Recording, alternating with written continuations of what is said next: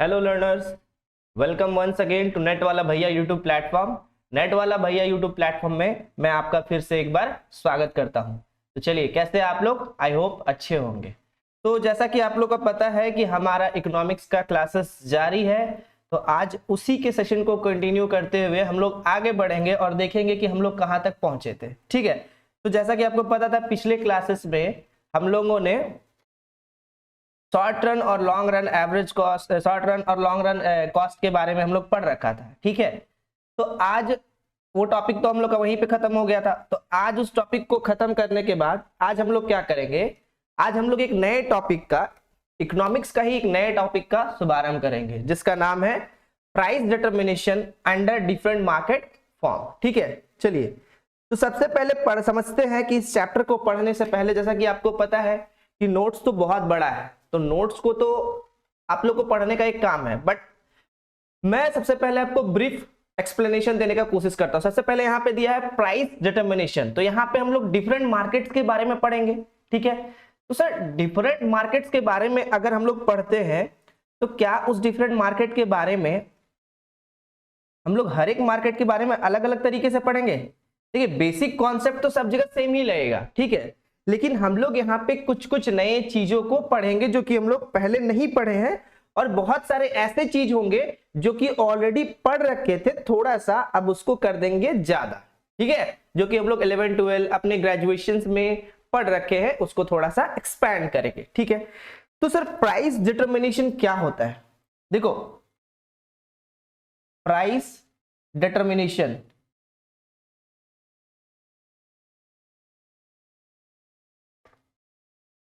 थोड़ा सा इसको वेट, प्राइस डिटर्मिनेशन, फाइन, ठीक है। चलिए, तो सर प्राइस डिटर्मिनेशन क्या होता है? देखो, यहां तो हालांकि हम लोग प्राइस डिटर्मिनेशन मार्केट के फॉर्म में पढ़ेंगे, बट एक प्राइसिंग फैक्टर क्या होता है, तो सबसे पहले आपको यह समझना है कि प्राइसिंग फैक्टर क्या होता है। तो ये आप इकोनॉमिक्स में भी पढ़ोगे, मेनली आप इकोनॉमिक्स में पढ़ोगे, और प्राइसिंग फैक्टर का कुछ कुछ चीज जो बच जाएगा वो आप चले जाओगे कहां पे? मार्केटिंग में। ठीक है, मार्केटिंग का क्लास आपका ऑलरेडी चल रहा है। तो प्राइस डिटर्मिनेशन, देखो हम लोग अगर बात करें कि अगर किसी भी प्रोडक्ट का प्राइस जो होता है, ठीक है, किसी भी प्रोडक्ट का प्राइस, अगर आप किसी प्रोडक्ट का प्राइस का बात करते हो, तो वैसे सिचुएशन में क्या होता है कि सर अगर किसी प्रोडक्ट का प्राइस करते हैं तो प्राइस उतना सेट किया जाता है जिसमें क्या होगा, दोनों का विन विन सिचुएशन होगा। किसका? दोनों का। एक तो होगा आपका कंज्यूमर, दूसरा होगा आपका सेलर। ठीक है, मतलब सेलर और बायर। तो सेलर और बायर के पॉइंट ऑफ व्यू से बात करें तो दोनों का कौन सा सिचुएशन होगा? दोनों का विन विन सिचुएशन होना चाहिए, मतलब दोनों को प्रॉफिट होना चाहिए। ठीक है, विन विन सिचुएशन। एक बात मेरे को आप बता दो कि सर सेलर को तो प्रॉफिट होगा, बायर को कैसे प्रॉफिट होगा? बिल्कुल, बायर को भी प्रॉफिट होगा। क्यों? क्योंकि बायर जो होता है, इकोनॉमिक्स में हम लोग बात करते हैं, बायर हमारा कौन है? बायर हमारा क्या है? रैशनल है। तो अगर वो रैशनल है, दैट मीन्स क्या करेगा, वो वैसे प्रोडक्ट्स को परचेज करेगा जिसमें उसका रैशनलिटी, मतलब एक्चुअली में वो अपने दिमाग का यूज करे। ठीक है, कैसे यूज करेगा सर दिमाग का? तो दिमाग का यूज वो कुछ इस तरीके से करेगा कि अगर 2 या 3 कोई प्रोडक्ट है तो वो दोनों तीनों प्रोडक्ट को कंपेयर करेगा, उसके प्राइसिंग को कंपेयर करेगा, उसके क्वालिटीज, क्वांटिटीज, वो सारे चीजों को कंपेयर करने के बाद उसको जिसमें ज्यादा बेनिफिट दिखाई देगा वो उस चीज को परचेज करेगा। ऑब्वियस है सर। तो अगर सेलर के पॉइंट ऑफ व्यू से बात करें तो वो क्या करेगा? वो सोचेगा कि हम कैसे प्रोडक्ट को, प्रोडक्ट का मतलब प्रोडक्शन जो करे वो कैसे हम ऑप्टिमम यूटिलाइजेशन रिसोर्सेज का करके करें, मतलब कि कम से कम प्राइस में प्रोडक्शन करें। ये तो सेलर के पॉइंट ऑफ व्यू से हो गया। तो अगर बायर के पॉइंट ऑफ व्यू से सोचो तो बायर क्या सोचेगा? कैसे हम कम से कम प्राइस में कोई अच्छा प्रोडक्ट खरीदें। ठीक है, बिल्कुल सर। तो सर यहां पे अगर दोनों के पॉइंट ऑफ व्यू से अगर हम बात करते हैं, क्या दोनों का पॉइंट ऑफ व्यू जरूरी है? बिल्कुल। अगर हम एक सेलर हैं और अगर हमको कोई प्रॉफिट मार्जिन नहीं मिल रहा है तो वहां पे एग्जिस्ट करना मुश्किल हो जाता है। हम लोग एक बात कहते हैं, जैसे सपोज दैट, मान लो कि जैसे कि एक सेलर है, ठीक है, ये है हमारे राजा भैया, ठीक है। एक है हमारे अन्ना जी, ठीक है। दूसरा है हमारे राजू भैया, और चौथे हैं हमारे हनी जी, नॉट हनी सिंह, हनी जी, ठीक है। ध्यान दो, क्या करते थे ये तीनों के चारों आपके क्या है, सेलर है, ठीक है। क्या है, सेलर है। अगर ये चारों के चारों सेलर हैं तो एक बात बताओ, सबसे पहले राजा भैया आए मार्केट में, राजा भैया मार्केट में आए तो उनको कोई भी सामान बनाने में लग रहा था 10 रुपया, ठीक है। वो बेच कितने में रहे थे, 20 रुपया, मतलब उनका रेवेन्यू कितना था, 20 रुपया, ठीक है। तो ये याद रखना, मैं 1 मिनट इसको पूरे अच्छे से लिख दे रहा हूं कि अगर राजा भैया का सेलिंग प्राइस था 20 रुपया, ठीक है, और कॉस्ट प्राइस था आपका 10 रुपया, मतलब कि कॉस्ट प्राइस मान लो या फिर बनाने का कॉस्ट मान लो कितना था, 10 रुपया, और बेच कितने में रहे थे, 20 रुपया, ठीक है। अन्ना जी आए मार्केट में, ये बोले कि नहीं, हम क्या करेंगे, प्रोडक्शन नहीं करेंगे, हम क्या करते हैं, इसको कहीं से परचेज कर लेते हैं। ये 10 रुपया में परचेज किए।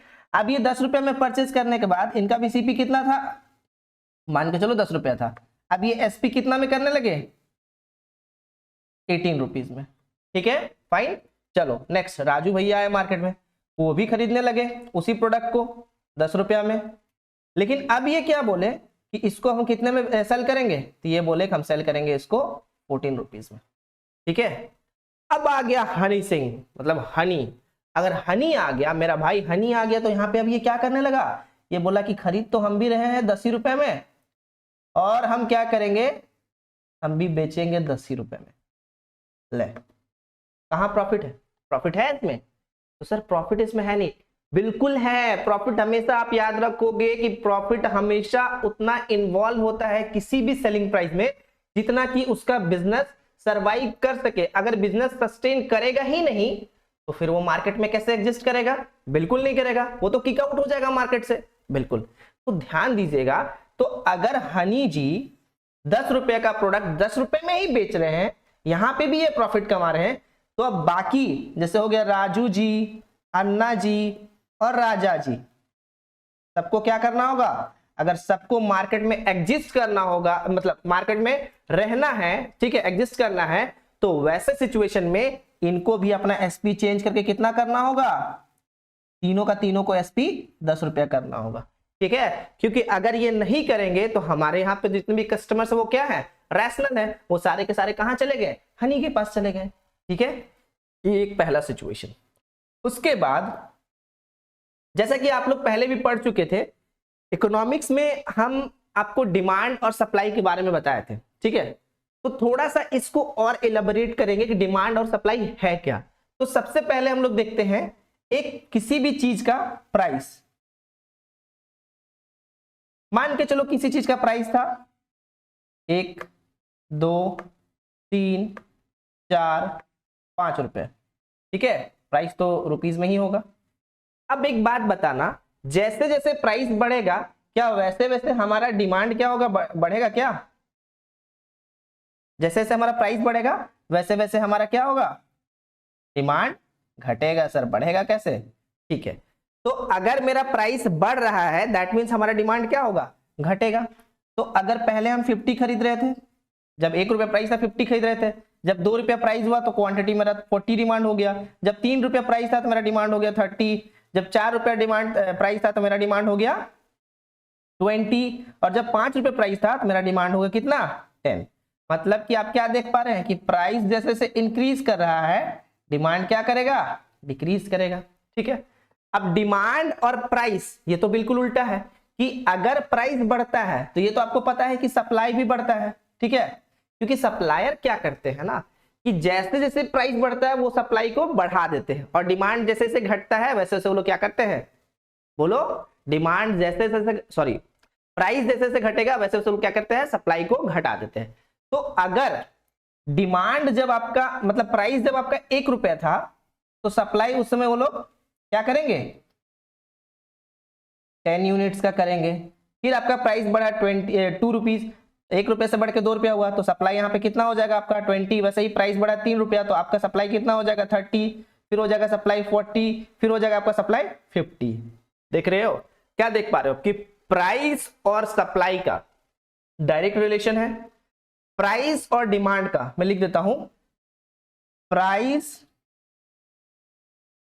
एंड डिमांड इनवर्स रिलेशन, उल्टा रिलेशन है, आप देख पा रहे होगे। ठीक है, प्राइस एंड सप्लाई कैसा रिलेशन है, डायरेक्ट रिलेशन है।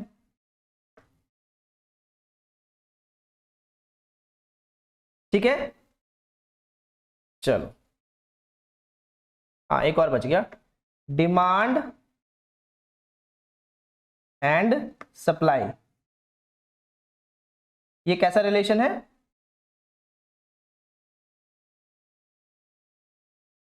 ये भी आपका इनवर्स रिलेशन है। ठीक है, चलो ये तो आप देख पा रहे होंगे। ठीक है, यहाँ पे 3 कंडीशन हमारा बनता है, फर्स्ट, सेकंड, थर्ड। थोड़ा सा इसे हम लोग ग्राफ की मदद से समझने का कोशिश करते हैं। ठीक है, चलिए ध्यान दीजिएगा।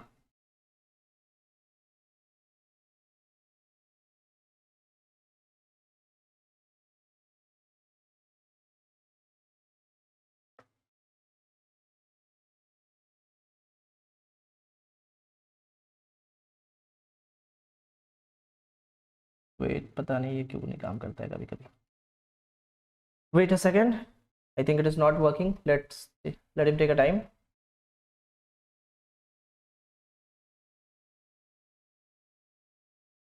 चलो देखो, यहाँ पे ग्राफ की मदद से हम लोग समझने का कोशिश करते हैं। ठीक है, तो जैसा कि आप देख पा रहे होगे, ये आपका है वाई एक्सिस, ये आपका है एक्स एक्सिस, ये आपका origin. Origin is always what, 0। ठीक है, चलो इधर हम लोग ले लेते हैं क्या, आपका इधर हम लोग ले लेते हैं प्राइस, और इधर आपका क्या ले लेते हैं हम लोग, क्वांटिटी। मतलब क्वांटिटी में बोथ डिमांड और सप्लाई दोनों लेंगे। ठीक है, ध्यान दीजिएगा इस पिक्चर को अच्छे से। प्राइस आपका कितना होते जा रहा है, यहाँ पे प्राइस पहले 1 रुपया था, फिर 2 रुपया हुआ, फिर 3 रुपया हुआ, फिर 4 रुपया हुआ, फिर 5 रुपया हुआ। चलो हम यहाँ प्राइस ले लेते हैं, 1 rupees, 2 rupees, 3 rupees, 4 rupees and 5 rupees.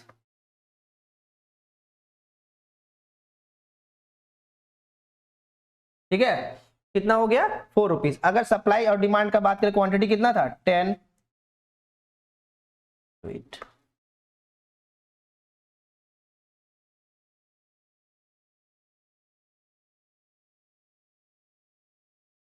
अगर हम लोग सप्लाई का बात करें तो 10 था, 20 था, 30 था, 40 था, 50 था। ठीक है, ये क्वांटिटी हो गया। अब आप एक बात ध्यान से देखना कि जब आपका, पहले हम लोग यहाँ पे डिमांड का पिक्चर क्रिएट करते हैं। ठीक है, जब आपका 1 रुपया प्राइस था, जब आपका 1 रुपया प्राइस था तो आप लोग कितना खरीद रहे थे, 50 खरीद रहे थे। ठीक है, जब आपका 2 रुपया प्राइस था आप कितना खरीद रहे थे, 40 खरीद रहे थे। ठीक है, जब आपका 3 रुपया प्राइस था आप कितना खरीद रहे थे, 30 खरीद रहे थे। और जब आपका 4 रुपया प्राइस था आप कितना खरीद रहे थे, 20 खरीद रहे थे। और जैसे आपका प्राइस हुआ 5 रुपया, आप कितना खरीदने लगे, 10। तो आप यहाँ पे एक चीज देख पा रहे होगे कि डिमांड का जो कर्व है वो आपको कैसा दिख रहा होगा, डाउनवर्ड स्लोपिंग। ठीक है, डिमांड का जो कर्व है वो आपका होगा डाउनवर्ड स्लोपिंग। ठीक है, चलिए, तो सर अगर डिमांड का कर्व डाउनवर्ड स्लोपिंग है तो यहाँ सप्लाई भी बन जाएगा क्या, बिल्कुल बन जाएगा। ध्यान दीजिएगा कि जब प्राइस 1 रुपया था, सप्लाई कितना था 10। देखो, जब प्राइस 1 रुपया था, सप्लाई कितना था 10 था। सप्लाई आपका कितना था 10 था। जब प्राइस 2 रुपया हुआ तो फिर सप्लाई बढ़ के कितना हुआ 20 हुआ। जब आपका प्राइस 3 रुपया हुआ, सप्लाई बढ़ के कितना हुआ 30 हुआ। जब आपका 4 रुपया हुआ तो सप्लाई बढ़ के कितना हुआ 40 हुआ। और जब आपका 5 रुपया हुआ तो सप्लाई बढ़ के कितना हो गया आपका 50 हो गया। ठीक है, दैट मीन्स आप क्या देख पा रहे हो, आप ये देख पा रहे हो कि जो सप्लाई का कर्व है वो अपवर्ड मूवमेंट है। ठीक है, कैसा दिख रहा है आपको? Upward movement. ठीक है, ये हो गया आपका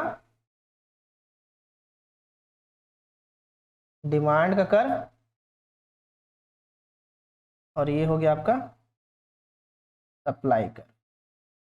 ठीक है, हालांकि ये स्ट्रेट बनना चाहिए था, लेकिन थोड़ा टेढ़ा मेढ़ा हो गया, तो थोड़ा सा मैनेज कीजिएगा। ठीक है, तो ये जो सिचुएशन आपको दिख रहा होगा, मैं उसको डॉटेड लाइन से दिखा रहा हूं, ध्यान दीजिएगा। ये जो सिचुएशन जो आपको दिख रहा होगा, यहां पे इक्विलिब्रियम का सिचुएशन है। कैसा सिचुएशन है? इक्विलिब्रियम का सिचुएशन। मतलब प्राइस अगर 3 रुपया था तो क्वांटिटी कितना यूनिट हो रहा था? 30 यूनिट हो रहा था। ठीक है, चलिए आ जाते हैं थोड़ा सा हमारे स्केड्यूल में। देखिए यहाँ पे जब प्राइस हमारा 1 रुपया था तो डिमांड हमारा कितना था? 50 था और सप्लाई कितना था? 10 था। जब प्राइस हमारा 2 रुपया हुआ, जब प्राइस हमारा कितना हो गया? जब प्राइस हमारा 2 रुपया हो गया तो वैसे सिचुएशन में क्या हुआ? डिमांड 40 हो गया और सप्लाई 20 हो गया। जब प्राइस मेरा 3 रुपया था तो मेरा डिमांड भी 30 था और सप्लाई भी 30 था। तो ये सिचुएशन में आप कह सकते हो कि demand is equal to supply. ठीक है, अगर इन सिचुएशंस का बात करें तो इसमें क्या था आपका? Demand is more than supply. ठीक है, और अगर इन सिचुएशंस का बात करें तो यहां पे आपका क्या है? Demand is less than supply. ठीक है, तो ये 3 सिचुएशंस बना। ठीक है, ये तीनों सिचुएशंस को मतलब यहां पे क्या होगा देख लो, तो यहां पे ऊपर लिखूंगा तो दिखाई नहीं देगा। यहां पे अगर हम लोग बात करें तो यहां पे हो जाएगा आपका क्या? Excess of demand. ठीक है, ऐसा कब हुआ था सर? एक्सेस ऑफ डिमांड कब था और सप्लाई कम था? तो अगर आप कोरोना का पीरियड याद करोगे तो कोरोना के पीरियड के टाइम पे आपको क्या था कि कुछ मेडिसिन जैसे कि सैनिटाइजर हो गया, मास्क हो गया, रेमडेसिविर का अगर हम लोग नाम ले तो वो बहुत शॉर्टेज चल रहा था, उसमें उसका डिमांड बहुत ज्यादा था लेकिन सप्लाई बहुत ही कम था। डिमांड बहुत ज्यादा था और सप्लाई डिमांड बहुत ज्यादा था और सप्लाई बहुत ही ज्यादा कम था। ठीक है, तो हम लोग यहाँ पे एक्सेस ऑफ डिमांड में इसका बात कर सकते हैं। और अगर बात करें demand is less than supply, मतलब कि यहां पे कौन सा सिचुएशन है? तो यहां पे आपका होगा एक्सेस ऑफ क्या? सप्लाई।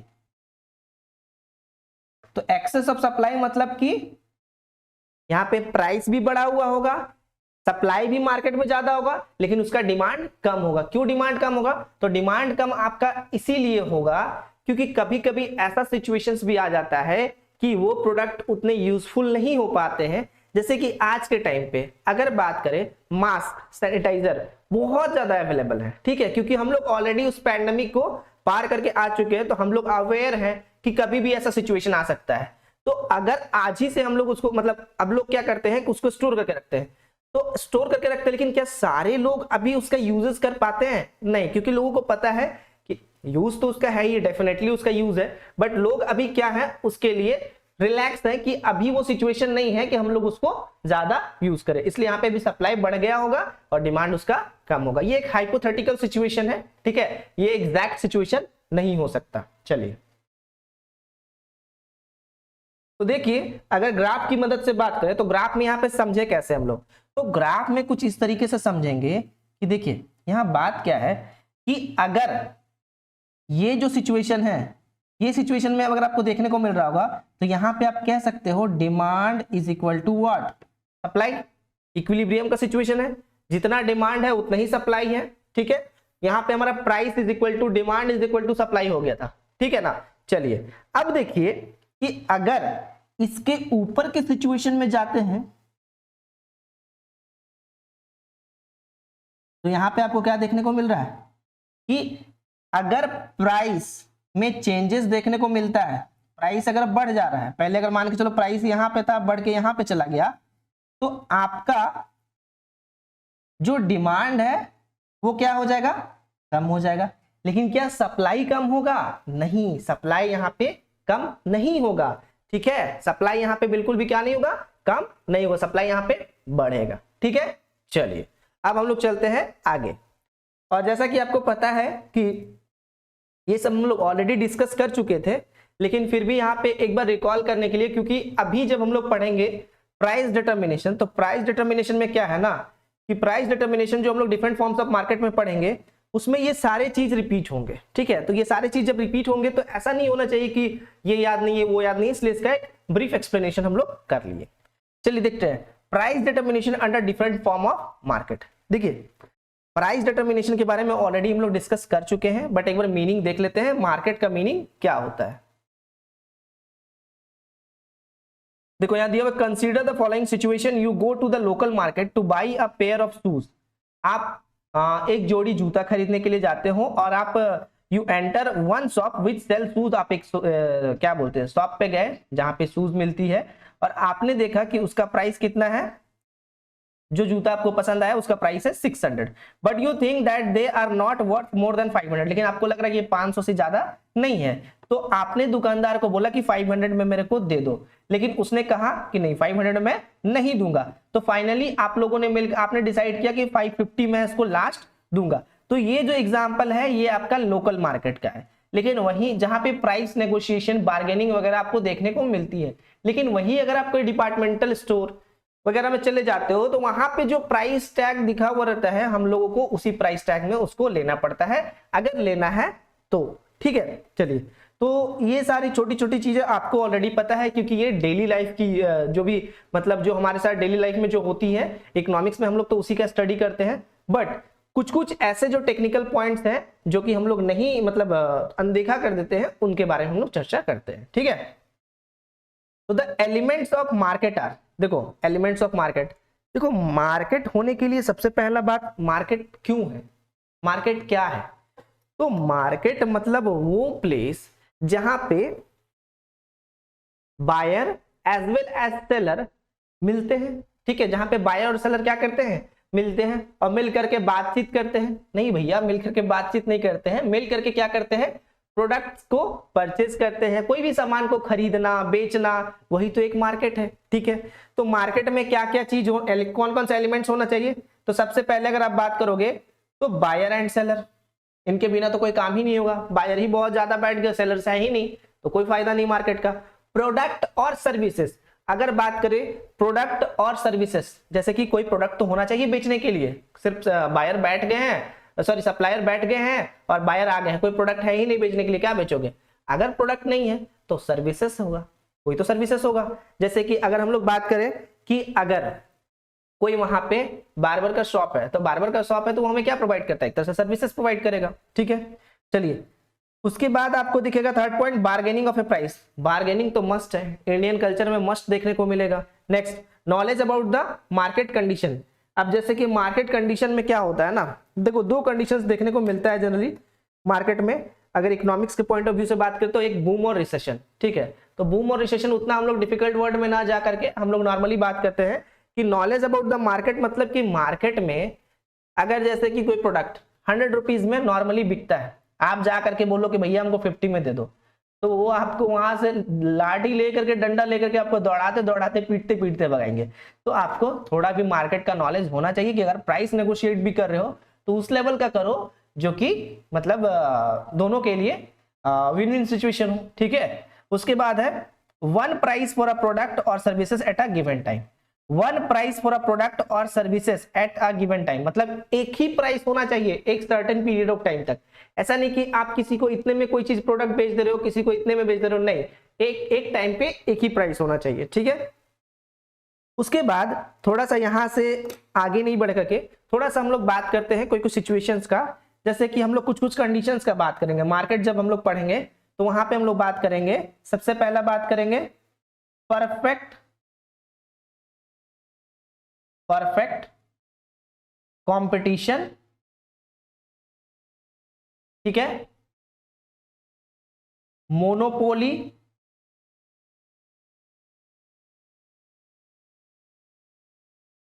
मोनोपोली में, अच्छा मोनोपोली, चलिए ठीक है। उसके बाद फिर हम लोग बात करेंगे वेट मोनोपोलिस्ट, ठीक है। उसके बाद बात करेंगे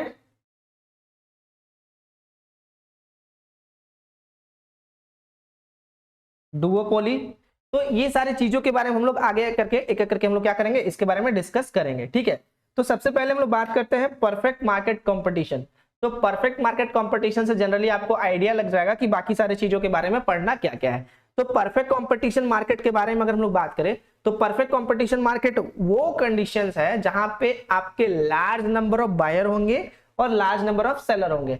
लार्ज नंबर ऑफ बायर का मतलब क्या होता है, बहुत सारे बायर्स एक ही टाइम पे और बहुत सारे सेलर्स भी होंगे, ठीक है। तो ऐसे सिचुएशन में क्या होगा कि अगर बहुत सारे बायर्स होंगे और बहुत सारे सेलर्स होंगे तो वो सारे के सारे, अगर परफेक्ट कंपटीशन मार्केट है तो परफेक्ट कंपटीशन मार्केट में आपको क्या देखने को मिलेगा कि सारे के सारे मतलब जितने भी मतलब वहां पे सेलर्स होंगे सभी के प्राइस एक दूसरे से मतलब क्या बोलते हैं मैच करेंगे। बहुत डिफरेंसेस बिल्कुल नहीं, मतलब थोड़ा बहुत डिफरेंसेस देखने को मिल सकता है, लेकिन डिफरेंसेस ना के ही बराबर देखने को मिलता है किसमें, परफेक्ट कंपटीशन मार्केट में। और अगर बात करें परफेक्ट कंपटीशन मार्केट का, तो परफेक्ट कंपटीशन मार्केट में जैसे कि अगर आप एग्जांपल ले लो, बेसिकली अगर आप समझो तो क्या होता है कि परफेक्ट कंपटीशन मार्केट में बहुत सारे बायर्स हैं, ठीक है। तो बहुत सारे बायर्स का जो प्राइस होगा वो प्राइस का जो मतलब जो प्राइस होगा वो बिल्कुल सिमिलर होगा।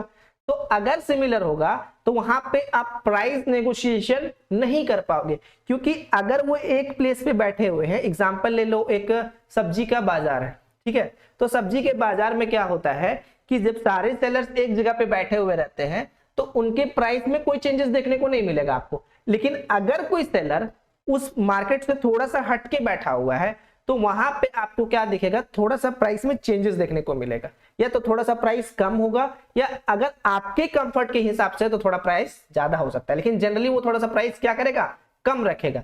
तो सर वो रख सकता है, हाँ, क्योंकि वो परफेक्ट कंपटीशन से हट करके बेच रहा है, वो इम्परफेक्ट में है, परफेक्ट में बिल्कुल ही नहीं है। मतलब क्या बोल रहे, वो एक तरह से उन लोग से कॉम्पीट कर ही नहीं पाएगा क्योंकि वो बाहर में है, ठीक है। तो ये एक मार्केट मतलब एक समझने के लिए ये ठीक है। चलिए, तो जैसे जैसे हम लोग आगे बढ़ेंगे हर एक मार्केट के बारे में डिस्कस करेंगे, और मार्केट में हम लोग ये भी चीज देखेंगे कि कहाँ हमारा नॉर्मल प्रॉफिट होगा, कहाँ सुपर नॉर्मल प्रॉफिट होगा, ठीक है। कब हम लोग डेड वेट लॉस के बारे में भी चर्चा करेंगे, ठीक है। चलिए आगे आते हैं। देखो अब यहाँ पे दिया हुआ है क्लासिफिकेशन ऑफ मार्केट। तो क्लासिफिकेशन ऑफ मार्केट जनरली जो क्लासिफाई है मार्केट वो 4-5 कैटेगरी में, ब्रॉडली 3-4 कैटेगरी में है, लेकिन यहाँ पे दिया हुआ है 4-5 कैटेगरी में, हम लोग पढ़ लेते हैं। जैसे एक है area, time, nature of transaction, regulation. तो रेगुलेशन भी दो तरह का होगा, एक होगा रेगुलेटेड मार्केट, एक होगा अनरेगुलेटेड मार्केट। रेगुलेटेड मार्केट को आप कह सकते हो perfect competition market, unregulated market को कह सकते हो जो कि वही बाहर वाला एग्जांपल इम्परफेक्ट मार्केट कंपटीशन, ठीक है। वॉल्यूम ऑफ बिजनेस कितना बड़ा है, टाइप्स ऑफ कंपटीशन किस तरह का कंपटीशन के अंडर वो इन्वॉल्व है। तो चलिए देखते हैं। अगर एरिया के पॉइंट ऑफ व्यू से बात करें तो यहाँ पे आपका होगा local market, regional market, national market और इंटरनेशनल मार्केट। तो सर लोकल मार्केट क्या होगा, तो लोकल मार्केट में जनरली आपको वो सारे आइटम्स देखने को मिल जाएंगे जो कि पेरिशेबल नेचर्स के होते हैं, फॉर एग्जांपल सब्जियां, फ्रूट्स, ठीक है, ये सब आपको लोकल मार्केट में देखने को मिल जाएंगे, ठीक है। उसके बाद रीजनल मार्केट में बात करोगे तो ऐसे गुड्स जो कि सेमी ड्यूरेबल गुड्स है। सेमी ड्यूरेबल गुड्स मतलब, ड्यूरेबल गुड्स मतलब क्या होता है, वैसे गुड्स जो कि लॉन्ग लास्टिंग हो। सेमी ड्यूरेबल मतलब कम समय के लिए चले, और नॉन ड्यूरेबल मतलब बिल्कुल ही कम समय के लिए, ठीक है। एक आ गया फिर आपका नेशनल मार्केट। तो नेशनल मार्केट में this is a market durable goods and industrial items are exchange, मतलब durable goods, long lasting goods और इंडस्ट्रियल आइटम यहाँ पे जनरली देखने को मिलते हैं। फिर आपका आ गया इंटरनेशनल मार्केट। इंटरनेशनल मार्केट में आपका प्रीशियस कमोडिटीज, महंगे वाले गोल्ड, सिल्वर, ठीक है, ये सारे आपके कहां पे आ जाएंगे, इंटरनेशनल मार्केट्स में, ठीक है। अब आते हैं on the basis of time. देखो टाइम का जो है तो वहां पे हम लोग जनरली हम लोग लॉन्ग टर्म का बात करते हैं और एक शॉर्ट टर्म का बात करते हैं। तो यहाँ पे थोड़ा सा हम लोगों ने इसको क्लासिफाई करने का कोशिश किया है, जिसमें सबसे पहले लिया है very short period of time, मतलब कि it refers to that type of market in which the commodities are perishable and supply of commodity can not be changed at all. यहाँ पे सप्लाई हम लोग चेंज कर ही नहीं सकते। रीजन ये है क्योंकि ये पेरिसेबल नेचर का है। पेरिसेबल नेचर का है मतलब बहुत जल्दी खराब हो सकता है, तो ये वेरी शॉर्ट पीरियड होता है। इसमें क्या होता है ना कि the market supply is almost, यहाँ पे मार्केट सप्लाई जो आपको देखने को मिलेगा वो क्या होगा, ऑलमोस्ट आपका the market supply is almost fixed and it can not be increased और decreased. Because skilled labour capital and organisations are fixed. तो फॉर एग्जांपल अगर इसमें ले हम लोग तो क्या लेंगे, कौन कौन सा कमोडिटीज का, vegetable, fruits, fish, egg, milk, ये सारे क्या होते हैं, पेरिसेबल नेचर्स के होते हैं, तो इसलिए ये very short period of market में आ जाएंगे। अब आते हैं थोड़ा सा शॉर्ट पीरियड में, तो शॉर्ट पीरियड में थोड़ा सा उससे ज्यादा हमको समय मिल जाएगा। तो short period is a period which is slightly longer than a very short period.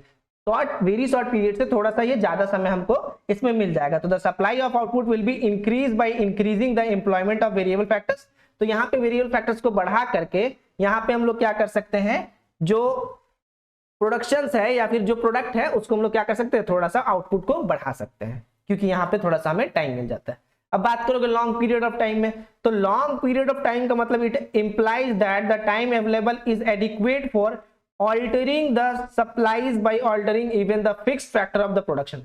तो हम आपको ऑलरेडी बता चुके थे कि जब हम लोग बात करते हैं शॉर्ट पीरियड ऑफ टाइम में, तो वहां पे जो फिक्स्ड फैक्टर भी होता है वो भी आपका क्या, सॉरी, जो वेरिएबल फैक्टर भी होता है वो भी आपका फिक्स्ड हो जाता है।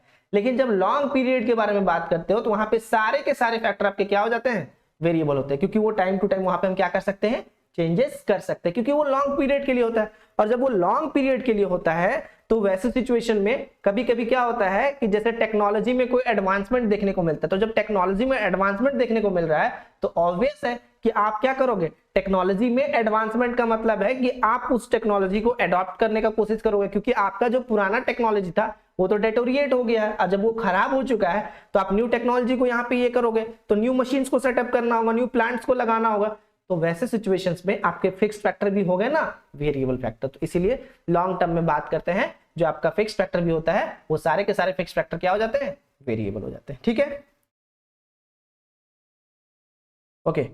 A very long period or secular period is one when the secular movements are recorded in a certain factors over a period। तो ये कुछ उसी तरीके से है, थोड़ा सा इलेबोरेटेड, एक बार रीड कीजिएगा, उतना इंपॉर्टेंट नहीं है। ठीक है, चलिए आगे। अब देखते हैं on the basis of nature of transactions. देखो ट्रांजैक्शंस के पॉइंट ऑफ व्यू से बात करें तो यहाँ पे दिया हुआ है दो, एक स्पॉट मार्केट, एक होता है फ्यूचर मार्केट। तो स्पॉट मार्केट का जब आप बात करते हो, हालांकि ये डेरिवेटिव्स में आप अच्छे से पढ़ोगे और आई थिंक ये एफएम में है, फाइनेंशियल मैनेजमेंट में। ठीक है, तो स्पॉट मार्केट का अगर जब आप बात करते हो तो स्पॉट मार्केट में जब स्पॉट ऑन द स्पॉट जब कोई डिसीजन लिया जाता है, that is the spot market.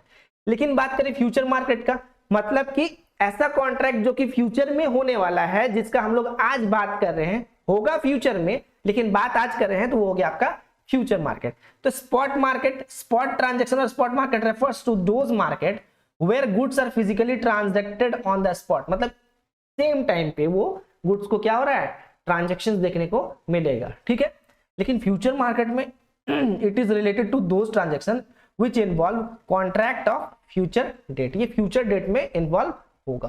ठीक है, बस अभी हम लोग एक कॉन्ट्रैक्ट कर रहे हैं। चलो, on the basis of regulation and हाँ तो देखो on the basis of regulation में दो तरह का मार्केट का बात करेंगे, एक होता है रेगुलेटेड मार्केट, एक होता है अनरेगुलेटेड मार्केट।